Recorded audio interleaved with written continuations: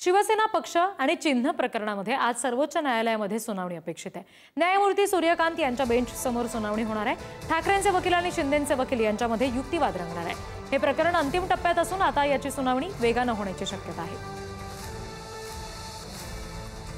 गेल्या तारखेला जस्टिस सूर्यकांत यांनी सांगितलं होतं की ही तारीख देताना आजची 12 नोव्हेंबरची तारीख देताना की मी लगातार हे करून एक दोन सिटिंगमध्ये 2-3 सिटिंगमध्ये अंतिम निर्णय देईन। तर त्याचीच अपेक्षा आहे आज की ही लगातार होऊ द्या आणि लवकरात लवकर निर्णय येऊ द्या। असं काही नाही, आमचं म्हणणं अतिशय स्पष्ट आहे पिटिशनमध्ये की हा पक्ष आणि चिन्ह दिलेलं आहे ते चुकीचं आहे। मूळ पक्ष आमचा आहे आणि मूळ पक्ष आणि चिन्हावरती आमचा अधिकार आहे, हे आमचं पिटिशन आहे। आम्ही फक्त पक्षाच्या वतीने यावरती देखरेख ठेवण्यासाठी याच्या संदर्भात जी काही माहिती लागते ती देण्यासाठी आलेलो आहोत। पक्ष चिन्ह आणि शिवसेना यांना एकनाथ शिंदेंना देण्याबाबत जो निवडणूक आयोगाने निकाल दिलेला आहे त्या संदर्भातली सुनावणी होणं आज खरं तर अपेक्षित आहे।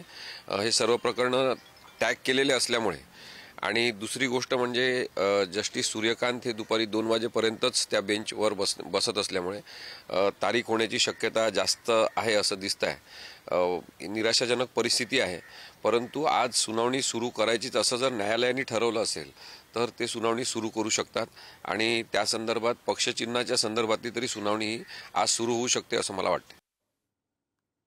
या सगळ्या संदर्भात बोलण्यासाठी प्रतिनिधी शिवाजी काळे सध्या आपल्याशी जोडले गेलेले आहेत, त्यांच्याशी आपण बोलूया। शिवाजी, आता हे जे आपण मुद्दे बघितले सगळे अनिल देसाईंनी सुद्धा मांडलेले, एकंदरीत आज बेंच समोर सुनावणी पार पडणार आहे का? बोर्डावर हा मुद्दा नेमका कधीपर्यंत, म्हणजे केस कधीपर्यंत येऊ शकते? कितीचा साधारण वेळ आहे? खरं तर जर आपण पाहिलं तर आता 8 नंबर प्रकरण सुरू आहे आणि 19 नंबर प्रकरण आहे शिवसेना पक्ष चिन्ह सुनावणी, राष्ट्रवादी काँग्रेस आमदार अपात्रता, शिवसेना आमदार अपात्रता। आणि हे प्रकरण जे मांडणार आहेत ते सर्व जे वकील आहेत, खास करून शिवसेना ठाकरे गटाच्या वतीनं आणि राष्ट्रवादी शरद पवार यांच्या गटाच्या वतीनं कपिल सिब्बल आहेत। आता जर पाहिलं तर साधारणपणे 12 वाजलेले आहेत। हे प्रकरण 1 वाजेपर्यंत येणं अपेक्षित आहे। जर आलं नाही तर 1 ते 2 कोर्टाला जेवणाची सुट्टी असेल आणि 2 नंतर न्यायाधीश सूर्यकांत हे दुसऱ्या केसेससाठी कामासाठी जाणार आहेत दुसऱ्या बेंच समोर, कारण एकत्रित काही बेंच असतात त्याच्यावर सुनावणी होत असते। आता सूर्यकांत जर गेले तर आज याची सुनावणी जी आहे याची शक्यता खूप कमी आहे। साधारण 12:30 पावणे 1च्या दरम्यान पुन्हा एकदा कपिल सिब्बल आम्हाला न्याय द्या किंवा हे प्रकरण तातडीने ऐकलं जावं, लोकल बॉडी इलेक्शन आहे त्याच्यावरती सूर्यकांत म्हणतील की या सगळ्या संदर्भामध्ये आम्ही तातडीने सुनावणी करून घेऊ आता सध्या आणि पुढची तारीख दिली जाऊ शकते। तर जसं मागच्या वेळेस झालं होतं तसंच आजही घडू शकतं। त्यामुळं आज या सगळ्या संदर्भामध्ये सुनावणीची शक्यता जी आहे ही खूप कमी आहे। आणि जरी सुनावणी झाली तर पूर्ण सुनावणी होण्याची शक्यता कमी आहे, कारण 2 नंतर हे कोर्ट जे आहे ते नसणार आहे, कारण सूर्यकांत हे दुसऱ्या कोर्टामध्ये असणार आहेत। त्यामुळं आजच्या या कोर्टामध्ये आज सुनावणीची शक्यता कमी आहे।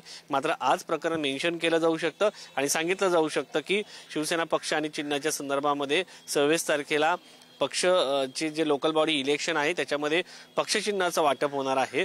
आणि आमचं म्हणणं असं आहे, म्हणजे ठाकरे गटाचं, की याच्यामध्ये पक्षाचं जे चिन्ह आहे शिंदे यांना देण्यात आलेलं ते गोठवण्यात यावं। मात्र असं होण्याची शक्यता कमी आहे, कारण 23 फेब्रुवारी 2023ला जेव्हा सर्वोच्च न्यायालयामध्ये अशीच मागणी जेव्हा ठाकरे गटाने केली होती तेव्हा सर्वोच्च न्यायालयाने ती फेटून लावली होती। कारण निवडणूक आयोग एक स्वायत्त बॉडी आहे आणि त्यांनी जे घेतलेला निर्णय असतो त्याच्यावरती थेट अशा पद्धतीने ताबडतोब जी स्थगिती जी आहे ती दिली जात नाही। त्यामुळे आज तशा पद्धतीने स्थगिती देणं देखील कठीण वाटत आहे। त्यामुळं आता या सगळ्या प्रकरणाच्या संदर्भामध्ये जसं राष्ट्रवादीच्या अजित पवार यांना सांगण्यात आलं होतं की हे प्रकरण न्यायप्रविष्ट आहे, असं देखील सांगितलं जाऊ शकतं का? हा देखील एक प्रश्न आहे, कारण एक निवडणूक आणि त्याच्यामुळे प्रत्यक्ष सुनावणी मुळात पार पडते का हाच प्रश्न सध्याच्या क्षणाला उपस्थित होतोय। धन्यवाद सगळ्या तपशिलांसाठी शिवाजी।